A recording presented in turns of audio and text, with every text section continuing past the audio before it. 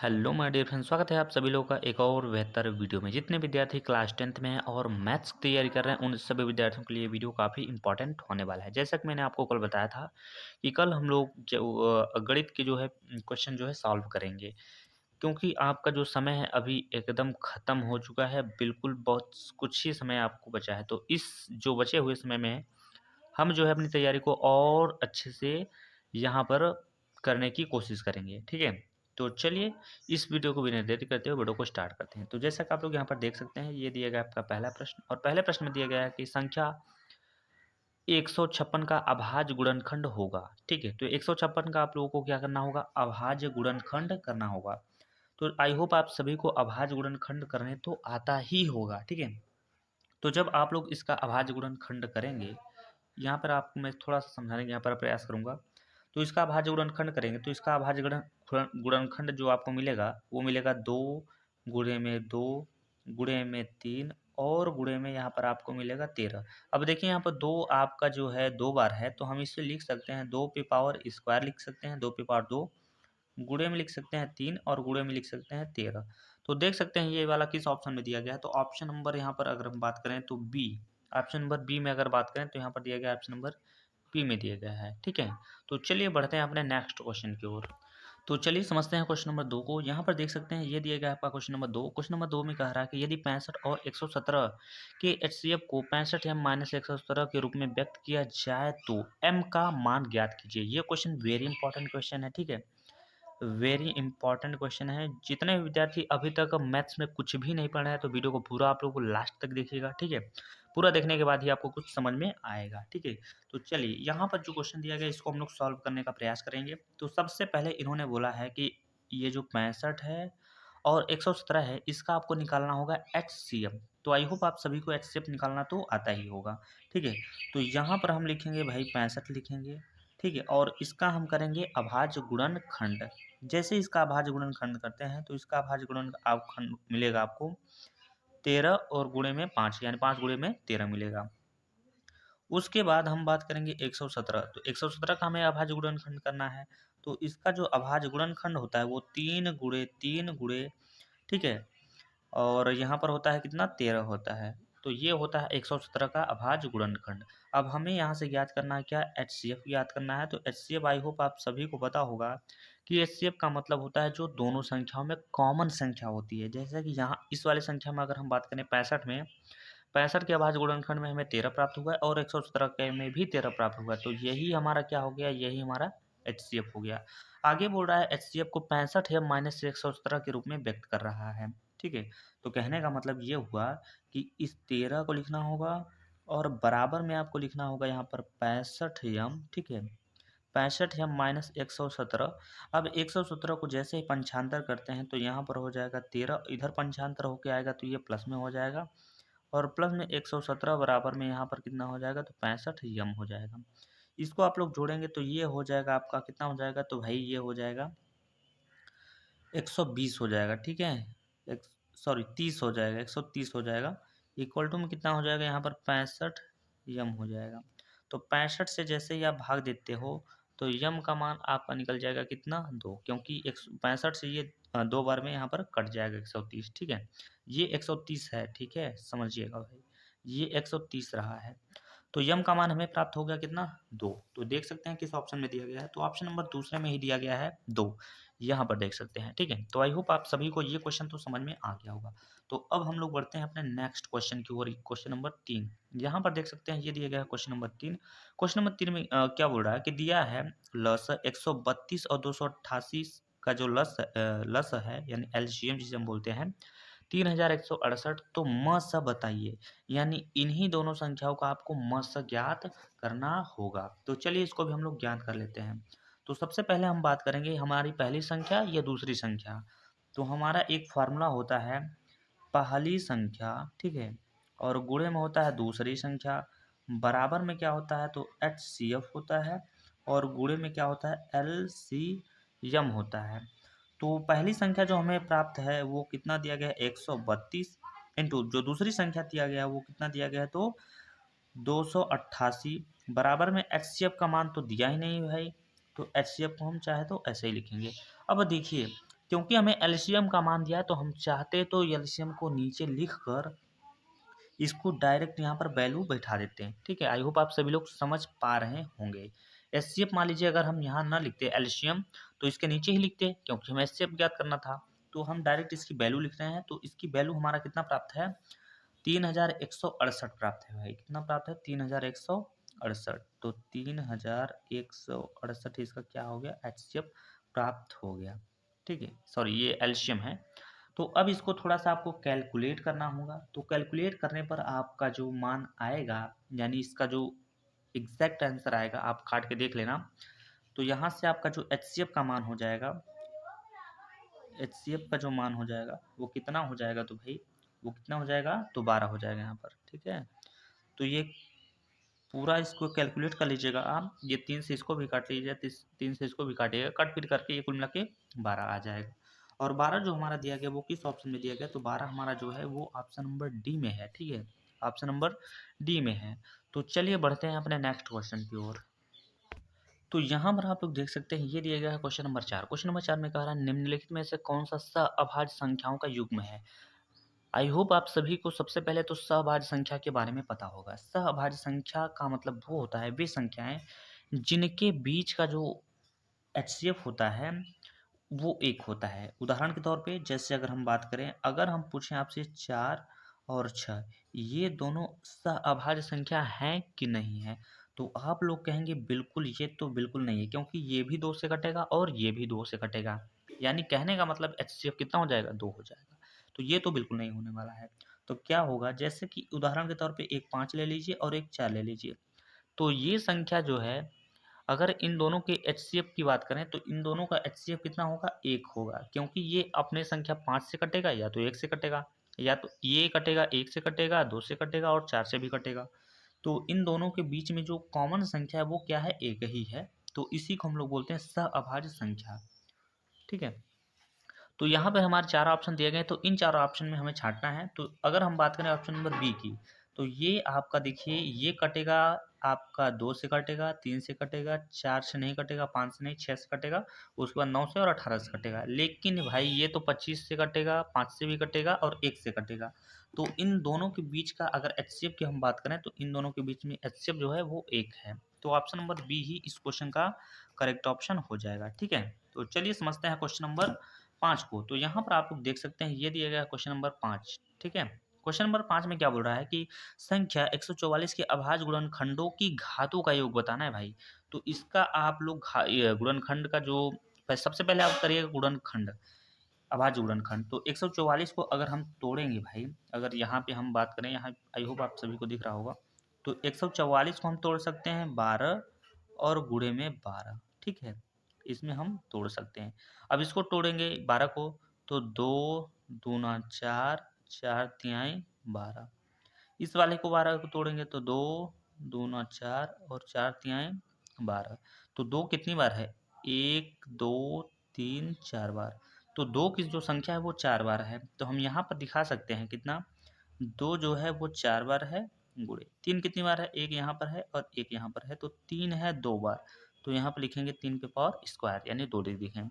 यहाँ पर कह रहा है घातों का योग, तो घात हमारा कितना है, 4 है और ये 2 है, तो 4 और 2 कितना हो जाएगा, 6 हो जाएगा। तो घात हमारा 6 वाला जो ऑप्शन है वो दिया गया है ऑप्शन नंबर डी में, देख सकते हैं यहाँ पर। तो ऑप्शन नंबर डी इस क्वेश्चन का करेक्ट आंसर हो जाएगा। ठीक है, तो चलिए बढ़ते हैं अपने नेक्स्ट क्वेश्चन की ओर। यहाँ पर आप लोग देख सकते हैं क्वेश्चन नंबर 6। क्वेश्चन नंबर 6 में क्या बोल रहा है कि 15, 18 और 24 का लस है। ये question very most important question है। ठीक है, वेरी इंपॉर्टेंट क्वेश्चन। ठीक, वेरी मोस्ट इंपॉर्टेंट क्वेश्चन।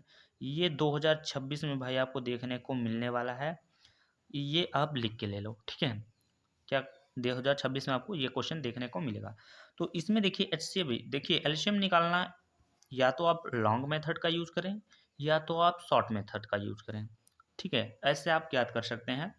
नहीं तो क्या कर सकते हैं आप, ये 15 का इसमें भाग दीजिए, अगर कटेगा ये तीनों संख्याओं से, अगर ये 90 कट गया तो यही इसका एलसीएम हो गया।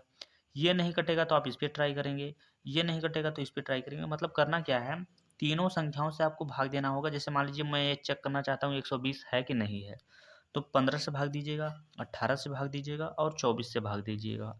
अगर ये संख्या कट गई तो यही हो जाएगा इसका एलसीएम। ठीक है, तो फिलहाल ये नहीं है। इस क्वेश्चन का जो करेक्ट आंसर हो जाएगा वो हो जाएगा ऑप्शन नंबर, यहाँ पर बात करें, ठीक है, यहाँ पर अगर बात करें तो ऑप्शन नंबर डी इस क्वेश्चन का करेक्ट आंसर हो जाएगा। क्या हो जाएगा? डी हो जाएगा भाई, ये वाला। ठीक, डी हो जाएगा। तो अगर आप भाग दोगे आप, या फिर जैसे आप एलसीएम निकालोगे तो आपका जो है 360 ही निकल के आ जाएगा। आप चेक कर लेना, ठीक है। चलिए बढ़ते हैं अपने नेक्स्ट क्वेश्चन की ओर। यहाँ पर आप लोग देख सकते हैं क्वेश्चन नंबर 7। क्वेश्चन नंबर 7 बहुत ज़्यादा इंपॉर्टेंट क्वेश्चन है। कह रहा है शून्योत्तर परिमेय संख्या और एक अपरिमेय संख्या का अंतर पूछ रहा है भाई। अंतर आप समझते हैं। तो सबसे पहले हम बात करते हैं परिमेय संख्या। परिमेय संख्या वे संख्या होती हैं जो जितने भी नंबर्स हैं वो सभी परिमेय संख्या हैं। जैसे कि मान लीजिए ये 3 आपका क्या है? परिमेय संख्या है। और कह रहा है एक अपरिमेय संख्या का अंतर, अंतर को हम बोलते हैं माइनस यानी घटाव, ठीक है। और मान के चलिए यहाँ पर दिया है रूट में 3, तो रूट में 3 क्या है? ये एक अपरिमेय संख्या है। तो क्वेश्चन में ये पूछा है कि परिमेय और अपरिमेय का जो मतलब परिमेय और अपरिमेय का जो अंतर होता है वो क्या कहलाता है? तो वो क्या कहलाता है भाई? तो वो सदैव क्या कहलाता है? अपरिमेय ही कहलाता है। ठीक है, क्या कहलाता है? अपरिमेय ही कहलाता है। तो ऑप्शन नंबर बी वाला जो है वो करेक्ट ऑप्शन हो जाएगा। ठीक है, तो चलिए बात करते हैं क्वेश्चन नंबर 8 को। यहाँ पर देख सकते हैं क्वेश्चन नंबर 8 में क्या बोला है। कह रहा है दी गई संख्याओं का अभाज्य संख्या होगी। अभाज्य संख्या आपसे पूछ रहा है भाई। ये मोस्ट इंपॉर्टेंट क्वेश्चन है भाई, अभाज्य संख्या। वैसे तो क्वेश्चन आपको ये ऐसा क्वेश्चन देखने को मिलता है, बट ये क्वेश्चन जो है ज़्यादा इंपॉर्टेंट है। ठीक है, तो अभाज्य संख्या पूछ रहा है भाई, तो यहाँ पर कौन सा हो जाएगा? ऑप्शन नंबर सी हो जाएगा। आप सभी को बताओगे ये तो छोटी छोटी क्वेश्चन तो। ठीक है, तो चलिए बढ़ते हैं अपने नेक्स्ट क्वेश्चन की ओर। तो यहाँ पर आप लोग देख सकते हो ये दिया गया है क्वेश्चन नंबर 9। क्वेश्चन नंबर 9 में क्या बोल रहा है? 148/185 का सरलतम रूप है, यानी सरलतम होगा। तो इसको निकालने से पहले आपको इसका निकालना होगा एचसीएफ। एचसीएफ कैसे निकालते हैं मेरे भाई? तो अगर देखिए यहाँ पे संख्या थोड़ा सा बड़ा है तो आप क्या करिएगा? आप करिएगा 148 से भाग दीजिएगा 185 में। तो भाग जब आप दीजिएगा तो जितना लास्ट कट कर आएगा वही हो जाएगा इसका क्या? इसका एचसीएफ। फिर एचसीएफ से आपको इसमें भी भाग देना है और इसमें भी भाग देना है। तो जब आप भाग दोगे तो देखिए सबसे पहले मैं यहाँ पर आपको बता देना चाहता हूँ कि इसका एचसीएफ कितना आएगा। तो इसका जो एचसीएफ है वो 37 निकल के आएगा। आप यहाँ पर चेक कर लेना। तो 37 से आपको इसमें भी भाग देना है, इसमें भी भाग देना है। तो जब 37 से भाग आप 148 में दोगे तो ये 4/5 में कट टूट जाएगा ये। ठीक है, तो यानी कहने का मतलब ये ऑप्शन नंबर बी वाला जो है वो करेक्ट ऑप्शन हो जाएगा। तो चलिए बढ़ते हैं अपने नेक्स्ट क्वेश्चन की ओर। यहाँ पर आप लोग देख सकते हैं ये दिए गए क्वेश्चन नंबर 10। क्वेश्चन नंबर 10 में क्या बोला है? बहुपद x square minus 2x minus 3 के शून्यक हैं। तो ये क्वेश्चन देखते ही आप कहेंगे सर ये क्या क्वेश्चन ला रहा है, ये तो बच्चों वाला एकदम सवाल है। ठीक है, तो ये फिलहाल एक गुणनखंड है। गुणनखंड निकालने का एक बहुत ही सिंपल तरीका होता है। क्या होता है भाई? तो देखिए यहाँ पर हमें सवाल में क्या दिया गया है? एक्स स्क्वायर माइनस 2x और माइनस में दिया गया है क्या? 3। तो गुणनखंड आई होप आप सबको पता होगा कि मतलब कैसे निकाला जाता है। तो चलिए थोड़ा सा मैं आपको यहाँ पर आइडिया दे देता हूँ। तो ये है एक्स स्क्वायर और माइनस में है ये आपका 2x और माइनस में ये है 3 और शून्य बोला तो यहाँ पर बराबर में 0 लिखना होगा। ठीक है, अब देखिए क्या करना होगा। अब यहाँ पर एक्स स्क्वायर तो आपको ज्यों का त्यों लिखना ही होगा। ठीक है, अब देखिए पहाड़ा पढ़ने पर आपको मिलना चाहिए 3 और जोड़ने घटाने पर आपको मिलना चाहिए कितना? 2x। तो हम पहाड़ा पढ़ते हैं कितना का? 3x और यहाँ पे लिखते हैं प्लस। एक बार पढ़ेंगे तो यानी x लिखेंगे उसको और माइनस में 3 इक्वल टू में क्या हो जाएगा? तो 0 हो जाएगा। इन दोनों में अगर कॉमन की बात करें तो हम कॉमन हमारा x है और तो x और माइनस में यहाँ पर 3 हो जाएगा। इन दोनों में कॉमन कुछ भी नहीं है तो हम 1 लिखेंगे तो यहाँ पर हो जाएगा x माइनस में 3 इक्वल टू क्या हो जाएगा? तो 0 हो जाएगा। अगले स्टेप पे हम क्या करेंगे? तो x माइनस 3 ये एक ब्रैकेट में नोट करेंगे और यहाँ पर हो जाएगा x प्लस में 1 इक्वल टू 0 हो जाएगा। अब एक x का जो मान है वो निकलेगा हमारा कितना? 3 निकलेगा और जो दूसरे x का मान वो निकलेगा कितना? माइनस में 1। तो ये देख सकते हैं 3 comma minus 1, 3 comma minus 1 option number C में दिया गया है। तो ऑप्शन नंबर सी ही इस क्वेश्चन का करेक्ट आंसर होने वाला है। ठीक है, वैसे अगर हम बात करें तो इस क्वेश्चन को हम बहुत ही सिंपल तरीके से सॉल्व कर सकते थे कि अब हमें देखना था केवल इसका फैक्टर। तो ये 3 और 1 के पहाड़ा में ही आता। ठीक है, 3 और 1 के ही पहाड़ा में आता। तो अब देखिए हमें इसको एक को माइनस में लेना होता है, एक प्लस में लेना होता है। तो हमारा खंड तो पता चल गया है, यहाँ पर 3 एक है, लेकिन यहाँ पर क्लियर नहीं हो पाया है कि ये माइनस है कि प्लस है। कौन सा माइनस रहेगा, कौन सा प्लस रहेगा, ठीक है। तो यही थोड़ा सा कन्फ्यूजन है। ये वैल्यू जब हम लेंगे तो ये माइनस में लेंगे, ये प्लस में लेंगे, तभी तो हमारा 2 आएगा। ये घट कर तभी तो हमारा माइनस में 2 आएगा, ठीक है। तो जब लीजिएगा तो ये पॉजिटिव हो जाएगा, ये नेगेटिव हो जाएगा, इस तरीके से, ठीक है। तो चलिए समझते हैं क्वेश्चन नंबर 11 को। यहाँ पर आप लोग देख सकते हैं, ये दिए गया क्वेश्चन नंबर 11। क्वेश्चन नंबर 11 में क्या बोल रहा है, ठीक है, समझिएगा। कह रहा है यदि द्विघात समीकरण के x square minus x square plus में के एक्स प्लस में 1 के शून्यकों में से एक शून्य माइनस 3 है तो के का मान ज्ञात कीजिए। क्वेश्चन बहुत ज़्यादा इंपॉर्टेंट है, इसको तो मैं एकदम राफ्टिक तरीके से एकदम समझाने वाला हूँ आपको।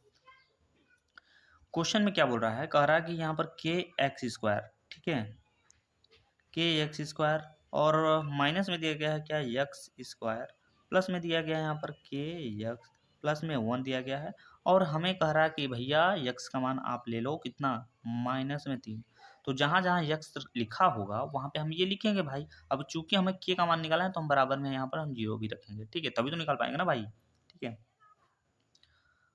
तो चलिए यहाँ पे लिखते हैं के गुणे यक्स का मान हमें पता है -3। तो 3 का वर्ग करेंगे तो 3 त्रिक का 9 हो जाएगा, बेसिकली यहाँ पर समझे। और यहाँ भी वर्ग है तो 3 त्रिक का यहाँ भी 9 हो जाएगा, प्लस यहाँ पर हो जाएगा के गुणे में, यहाँ पर वर्ग नहीं है तो इसको दिखा देते हैं -3, प्लस में यहाँ पर 1 हो जाएगा, इक्वल टू कितना हो जाएगा, 0 हो जाएगा, ठीक है। तो देखिए यहाँ पर गुणा हम करेंगे तो यहाँ पर 9 के हो जाएगा, और माइनस में यहाँ पर 9, प्लस ये देखिए इसको समझिएगा, माइनस प्लस माइनस, और यहाँ पर हो जाएगा क्या, 3 के हो जाएगा, प्लस में 1 हो जाएगा, इक्वल टू क्या हो जाएगा, तो 0 हो जाएगा। अब यहाँ पर 9 के है, यहाँ पर 3 के है, तो घटा लीजिए यहाँ पर, क्योंकि माइनस है तो ये 6 के बचेगा भाई, और ये माइनस में है, ये प्लस में है, तो ये घटेगा तो आपका माइनस में 8 बचेगा, और बराबर में कितना हो जाएगा, तो 0 हो जाएगा। आई होप आप सभी को इतना तो समझ में आ गया होगा। अब देखिए इसको बटे में हम भेज देते हैं, तो यहाँ पर सॉरी बराबर के बाद में भेजेंगे तो ये 8 जो है ये प्लस में हो जाएगा। अब 2 से काटेंगे, ये 3 बार में कटेगा यहाँ पर, और 2 से काटेंगे तो ये 4 बार में कटेगा। तो के का मान हमें प्राप्त हुआ कितना, 4, और बट्टे में कितना, 3 प्राप्त हुआ, ठीक है। 4/3 प्राप्त हो गया। और 4/3 जो है वो किस ऑप्शन में दिया गया, तो ऑप्शन नंबर यहाँ पर दिया गया है ए में, पहले में ही दिया, तो ऑप्शन नंबर पहला ही करेक्ट ऑप्शन हो जाएगा। तो चलिए समझते हैं क्वेश्चन नंबर यहाँ पर 12 को। यहाँ पर देख सकते हैं क्वेश्चन नंबर 12 में क्या बोल रहा है कि समीकरण 5x square minus 3x plus 2 equal to में 0 के मूलों का योग क्या होगा। तो आई होप आप सभी को मूलों का योग का फार्मूला पता होगा, तभी तो लगा पाएंगे भाई, ठीक है। तो सबसे पहले यहाँ पर हमें ए बी सी का मान निकालना होगा। तो यक्स स्क्वायर का जो गुणांक होता है वो होता है हमारा ए का मान। तो यक्स स्क्वायर का गुणांक अगर बात करें तो यहाँ पर कितना है, 5 है। बी होता है केवल यक्स का गुणांक, तो यक्स का गुणांक कितना है, -3 है। और सी का मतलब होता है कांस्टेंट, यानी जो होता है संख्या, ठीक है। हमसे पूछा है यहाँ पर शून्यकों का योगफल। शून्यकों का योगफल का मतलब होता है अल्फा और प्लस में बीटा, ठीक है। अल्फा प्लस बीटा बराबर में क्या होता है, माइनस में होता है बी अपान में ए होता है, ये इसका सूत्र है। तो माइनस बी का मान कितना है, माइनस में 3 है, तो माइनस माइनस में लेके हो जाएगा प्लस, और 3 बटे में ए का मान कितना है, तो 5 है, तो 3/5 इस क्वेश्चन का करेक्ट आंसर हो जाएगा। तो 3/5 जो है वो दिया गया है ऑप्शन नंबर ए में, तो option number A correct option हो जाएगा, ठीक है। तो चलिए बढ़ते हैं अपने नेक्स्ट क्वेश्चन की ओर। तो यहाँ पर देख सकते हैं क्वेश्चन नंबर 13। क्वेश्चन नंबर 13 में क्या बोल रहा है, कह रहा है यदि द्विघात समीकरण 3x स्क्वायर माइनस में 6x प्लस में k इक्वल टू में 0 के मूल समान है तो k का मान ज्ञात करिए। तो ये भी क्वेश्चन बहुत ज़्यादा इंपॉर्टेंट है, इसको भी आपको समझना बहुत जरूरी है भाई, ठीक है। यहाँ पर देखिए क्या बोल रहा है, पहले तो इक्वेशन दिया गया है, यानी कि जो द्विघात समीकरण दिया गया है, तो 3x स्क्वायर माइनस में यहाँ पर 6x और प्लस में यहाँ पर दिया गया है कि इक्वल टू में क्या कह रहा है, 0 के मूल समान है। तो इसमें भी आपको विभक्तिकर का फार्मूला लगाना होता है। विभक्तिकर का फार्मूला लगाने के लिए आपको ए बी सी डी का मान पता होना चाहिए। तो ए का मान मतलब कि एक्स स्क्वायर का गुणांक यानी 3, और बी का मतलब यक्स का गुणांक मतलब माइनस में 6, और सी का मान कितना दिया गया है, तो यहाँ पर के दिया गया है। अब यहाँ पर हमें डी का मान रखना होगा 0, डी बराबर 0, क्योंकि वो साफ साफ बोल रहा है कि मूल समान है। तो हमारा फार्मूला जो होता है वो डी बराबर बी स्क्वायर माइनस में 4 इंटू ए सी। तो डी का मान हम 0 रखेंगे, क्योंकि मैंने शुरू में ही बता दिया था। बी का मान हम कितना रखेंगे, माइनस में 6। तो यहाँ पे माइनस में 6 का क्या हो जाएगा, स्क्वायर हो जाएगा, माइनस में 4 इंटू ए का मान कितना है, 3 है, इंटू सी का मान कितना है, तो के है। तो 0 बराबर यहाँ पर हो जाएगा 36 माइनस में यहाँ पर हो जाएगा 4×3 12 और के हो जाएगा। तो 12 के को जैसे हम पंचांतर करते हैं तो ये हो जाएगा प्लस में और बराबर में कितना हो जाएगा 36 हो जाएगा। ठीक है, अब 12 से भाग दीजिएगा तो 12 कम 12, 12×3 = 36, तो 3 बार में ये कट जाएगा। तो के का मान कितना निकल के आ गया? 3 आ गया। तो देख सकते हैं कि इस ऑप्शन में दिया गया है 3। ठीक है, किस ऑप्शन में दिया गया है 3? तो अगर 3 की हम बात करें तो ऑप्शन नंबर ए में दिया गया, तो ऑप्शन नंबर ए ही इस क्वेश्चन का करेक्ट आंसर होने वाला है। क्वेश्चन नंबर 14 की अगर बात करें तो कह रहा है कि एक बाह्य बिंदु से वृत्त पर कितनी स्पर्श रेखाएं खींची जा सकती हैं। तो मेरे भाई समझिएगा, ये आपका हो गया, आपका एक वृत्त हो गया और कोई बिंदु है यहाँ पर बाह्य बिंदु। बाह्य बिंदु से स्पर्श रेखाएं, एक रेखा आप यहाँ से खींच सकते हैं और एक रेखा आप यहाँ से खींच सकते हैं। तो एक और एक मिला के कितना हो गया? 2 स्पर्श रेखाएं हम खींच सकते हैं। तो ऑप्शन नंबर कितना हो जाएगा? ये बी वाला जो है वो करेक्ट ऑप्शन हो जाएगा। तो चलिए समझते हैं क्वेश्चन नंबर 15 को। यहाँ पर आप लोग देख सकते हैं क्वेश्चन नंबर 15, इसमें दिया है यदि tan थीटा बराबर 8/5 दिया है, सॉरी 15 दिया है, तो कोसेक थीटा का मान आपसे पूछ रहा है। ठीक है, तो इसका बहुत सिंपल सा फार्मूला होता है भाई। तो आपको सबसे पहले ये पता होना चाहिए कि कॉट थीटा बराबर क्या होता है कि 1/tan थीटा होता है। ठीक है, 1/tan थीटा होता है। तो हम क्या करते हैं, अब tan थीटा का मान दिया गया है 8/15, तो ये अगर हम cot थीटा की बात करें तो ये हो जाएगा आपका 15/8 हो जाएगा। ये मान कुल मिला के पलटी हो जाएगा।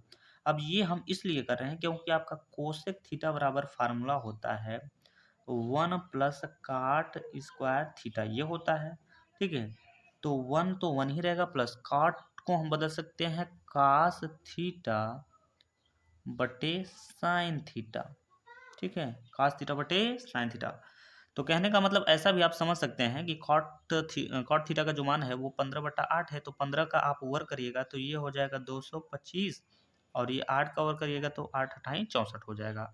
अब क्या करिएगा, तो इसका तिरछा गुणा करेंगे तो 64 का 1 का 64 हो जाएगा यहाँ पर, और प्लस में यहाँ पर हो जाएगा कितना 225 और बटे में कितना हो जाएगा, तो यहाँ पर 64 हो जाएगा।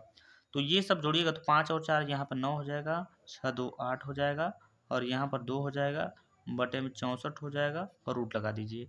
तो ये जो है आपका निकल के आएगा, ये 17 का वर्ग है और ये 8 का वर्ग है। तो 17/8 इस क्वेश्चन का करेक्ट आंसर हो जाएगा। 17/8 दिया गया, ऑप्शन नंबर ए में दिया गया, तो ऑप्शन नंबर ए जो है करेक्ट ऑप्शन हो जाएगा। ठीक है, तो चलिए बढ़ते हैं अपने नेक्स्ट क्वेश्चन की ओर। यहाँ पर देख सकते हैं क्वेश्चन नंबर 16। क्वेश्चन नंबर 16 में कह रहा है कि यदि tan थीटा बराबर a/b हो तो a sin थीटा माइनस में b cos थीटा बटे में a sin थीटा प्लस में b cos थीटा का मान ज्ञात कीजिए। तो सबसे पहले भाई आप सभी को पता है कि tan थीटा बराबर कितना होता है, तो sin थीटा और बटे में होता है cos थीटा। तो इसका मतलब sin थीटा का मान ये हो गया, cos थीटा का मान ये हो गया। अब यहाँ पर a है तो a आपका a ही रहेगा, गुणे sin थीटा का मान ऊपर ही दिया है तो a लिखिए, माइनस b है तो b लिखिए, cos थीटा का मान b बटे लगाइए। अब यहाँ पर a है, sin थीटा का मान a plus b cos theta का मान b। तो a का गुणा a में करेंगे तो a स्क्वायर, माइनस b का गुणा b में करेंगे तो b स्क्वायर, बटे में a का गुणा a में करेंगे तो यहाँ पर a स्क्वायर प्लस b का गुणा b में करेंगे तो b स्क्वायर। अब देख चेक कर लीजिए भाई किस ऑप्शन में दिया गया है। तो ऑप्शन नंबर भाई, ऑप्शन नंबर दिया गया है बी में ही दिया गया, a स्क्वायर माइनस में b स्क्वायर बटे में a square plus b square. तो देख सकते हैं यहाँ पर। ठीक है, तो आई होप आप सभी को ये समझ में आ रहा होगा। ठीक है, तो चलिए बढ़ते हैं अपने नेक्स्ट क्वेश्चन की ओर। तो यहाँ पर देख सकते हैं भाई क्वेश्चन नंबर 17। क्वेश्चन नंबर 17 में क्या बोल रहा है, बिंदु P में दिया गया है ब्रैकेट में -6,8 की मूल बिंदु से दूरी। जब मूल बिंदु से दूरी पूछता है तो भाई इसका बहुत सिंपल सा फार्मूला होता है, यहाँ पे समझिएगा, बहुत सिंपल सा। यक्स स्क्वायर, इसको हम बोलते हैं यक्स, इसको बोलते हैं वाई। तो ये 6 कवर करना होगा आपको, 6×6 = 36 हो जाता है, प्लस 8 कवर करना होगा, 8×8 = 64 हो जाता है। जब आप जोड़ेंगे तो मेरे भाई ये हो जाएगा 100, और 100 कितने का वर्ग होता है, तो ये होता है 10 का वर्ग। बहुत सिंपल तरीके से आप यहाँ पर ज्ञात कर चुके हैं भाई। आंसर नंबर तीसरा वाला इस क्वेश्चन का करेक्ट ऑप्शन होने वाला है। अगला क्वेश्चन है हमारा, यदि किसी बारंबारता बंटन का माध्य जो है 20.5 तथा माध्यिका जो है आपको 20 दिया गया है, तो बहुलक ज्ञात करना है। बहुत ज़्यादा इंपॉर्टेंट क्वेश्चन है ये, क्वेश्चन आपको देखने को मिलेगा इस बार। ठीक है, तो देखिए बहुलक बराबर बी फार होता है बहुलक, बहुलक बराबर होता है 3 माध्यिका या माध्यक बोल सकते हैं, माइनस में होता है 2 माध्य, ठीक है, ये होता है। तो 3 माध्यक या माध्यिका, तो माध्यिका हमें दिया गया कितना 20 दिया गया, माइनस 2 माध्य दिया गया कितना 20.5। तो ये हो जाएगा 3 दूना मतलब 3 दूना 6 और 0 यानी 30 दूना 60 हो जाएगा। और इसका गुणा करेंगे तो इसका गुणा हमें 41 मिलेगा, ठीक है। तो यहाँ पे 10 में से 1 गया तो 9 बचेगा यहाँ पर, ठीक है। और यहाँ पर बचेगा 5, 5 में से 4 गया तो 1, 19 आ गया भाई। 19 देख सकते हैं ऑप्शन नंबर सी में दिए गए, तो ऑप्शन नंबर सी ही इस क्वेश्चन का करेक्ट आंसर होने वाला है। तो चलिए बढ़ते हैं अपने नेक्स्ट क्वेश्चन की ओर। तो यहाँ पर आप लोग देख सकते हैं क्वेश्चन नंबर 19 में क्या बोल रहा है, कह रहा है यदि सेक थीटा बराबर 2 तो थीटा की माप की ज्ञात कीजिए। तो सबसे पहले हम बात करते हैं, ये जो सेक थीटा बराबर में 2 लिखा है, तो अगले स्टेप पे आप ये लिखिएगा कि सेक, ये सेक की कितने अंश का मान है, तो ये सेक की जो है 60 अंश का मान है। तो सेक से कैंसिल हो जाएगा, यहाँ पर थीटा का मान कितना हमें प्राप्त हो जाएगा 60। अब आप लोग बोलेंगे तो अभी तो हमारा आंसर नहीं मिल रहा है, क्योंकि ये जो है रेडियन में बदला है। तो रेडियन में हमें बदलने के लिए हमें लिखना होता है पाई बटा 360 और गुणे में थीटा का मान, यानी थीटा का मान कितना दिया गया है तो 60 डिग्री। तो 6 से काटेंगे यानी 60 एक बार में और ये 6 बार में, यानी पाई बटा 6 जो है इस क्वेश्चन का करेक्ट आंसर हो जाएगा। तो पाई बटा 6 जो दिया गया है वो दिया गया ऑप्शन नंबर डी में दिया गया है। अब ये क्वेश्चन है इस वीडियो का लास्ट क्वेश्चन भाई, ठीक है। तो ये क्या है इस वीडियो का लास्ट क्वेश्चन। क्वेश्चन में क्या बोला है, समांतर श्रेणी ये 2 7 12 डॉट डॉट डॉट का 10वां पद कौन सा होगा, यानी क्या होगा, यही आपको ज्ञात करना है। तो ये क्वेश्चन ज्ञात करने के लिए आपको एक फार्मूला का यूज़ करना होता है, तो जिसमें ये होता है आपका ए का मान, इसमें कितने का अंतर है तो 5 का अंतर है, तो ये हो जाता है आपका डी का मान, और ये है आपका एन का मान। तो आपका सूत्र जो बनता है वो ए एन बराबर ए प्लस ब्रैकेट में एन माइनस 1 और इंटू में क्या होता है डी होता है। तो हमें ए एन कितना दिया गया भाई, तो 10वां बोला है तो ए 10 हो जाएगा। यहाँ पर ए का मान कितना दिया गया है, शुरू का मान जो ये है 2 प्लस यहाँ पर एन का मान 10 माइनस में 1 इंटू में कितना हो जाएगा, डी का मान कितना है तो 5 है भाई, ठीक है। तो ये 10 बराबर में यहाँ पर हो जाएगा 2 प्लस यहाँ पर हो जाएगा 9 गुणे 5, तो यहाँ पर हो जाएगा 2 प्लस 9 पचे कितना हो जाएगा तो 45, 45 और 2 हो जाएगा कितना 47 हो जाएगा।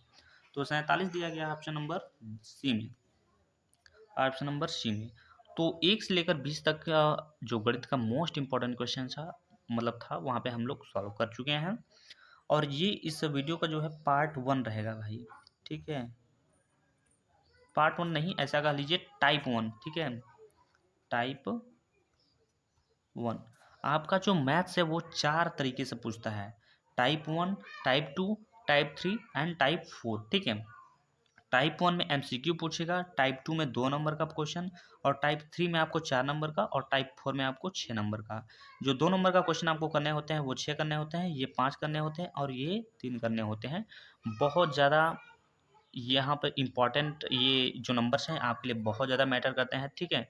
तो आपको हमारे चैनल के जरिए इन सभी का सोल्यूशन मिलने वाला है।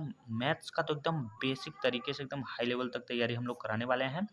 तो प्लीज़ चैनल को आप लोग सब्सक्राइब कर लीजिएगा। तो इस वीडियो में बस इतना ही, मिल रहा है नेक्स्ट वीडियो में, तब तक के लिए जय हिंद जय भारत।